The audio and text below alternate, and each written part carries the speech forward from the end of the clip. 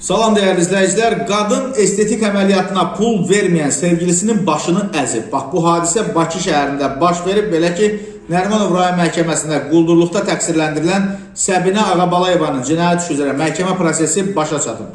Oxaz bu barədə yazıb və qeyd olunur ki, ittihama görə hadisə Nərimanov rayonu Təbriz küçəsindəki kafedə baş verib. 2016-cı ildə həyat yoldaşı vəfat edən Səbinə Ağabalayeva bir müddət sonra tanışı Elmin adlı şəxsin dostu Elçinlə sevgili olub. Səbinə keçən il Elçinlə görüşüb və ondan estetik əməliyyatlar etdirmək üçün 15.000 manat pul istəyib. Elçin əvvəlcə buna hə deyib, sonradan isə fikrini dəyişib. Amma indi bilinmir o nədən əvvəl hə deyib, sonra fikrini dəyişib və qeyd edib ki, həmin məbləği düzəltməyib və sevgililər ayrılıblar. Bir müddət sonra Səbinə Ağabalayeva dostu Elmindən xahiş edir ki, Elçini kafeye çağırsın, yəni keçmiş sevgilisini, və Elçin kafeye gələndə orada Ağabalayevanı görüb, geri qayıtmaq istəyəndə bu vaxt qadın əlindəki telefonla Elçinin başına zərbələr endirib. Elçin başından aldığı xəsarətlərlə xəstəxanaya müraciət edib, faktla bağlı cinayət işi başlanıb və iş məhkəməyə göndərilib.